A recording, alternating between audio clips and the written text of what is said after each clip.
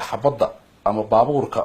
وصومالي وطو صومالي تشيرا يا بابورك ويوغانديس دريول كي هو صومالي تشيرا وأكسيدنت لبضوا وحوي وادل ومدنا معها حلال بدنا حرام معها أمسهم أجنبي يا لنأه وصومالي تشوغا أيا ويل دردري يا إن إشيو يا intaas la eg laga dhigo waxa weeye baabuur baa dardaray ya qof oo bili aadam ah ma garad ya kana insaan way bili aadam ah baabuur ku waday waxa dhintayna waa qof insaan ah way oo ishuga oo inta leg looga dhigaya idinkoo Soomaali ah ba dadkii yaatiyaad ku dardartaan halka tobankii qofkii baska gaariga lagu mariyay sida idin saameysay ku geeriyootay arrintaas waxa weeye waa specific incident ma garad ya waxa weeye waxaan ku sheegayo weeyaan oo aan ku leeyahay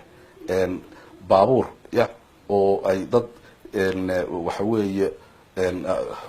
Kenya u dhashay ya ay saaran yihiin hadduu nin Soomaaliya gadiyo ya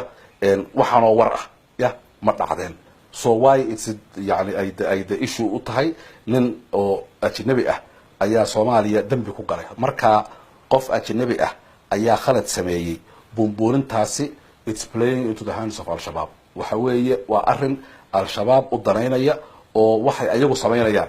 ya ka dhigaya wax caadi ah waa Soomaali waa inuu maanta hotel dayax ay qarxiyeen oo 40 qof ku dileen bagarad ya caadi ka dhigaysa laakiin si haduu nin oo Uganda ka yimid baabuur waday oo ari arbeed dardaro ya idinko dhan idinka wada qayrasiinaysa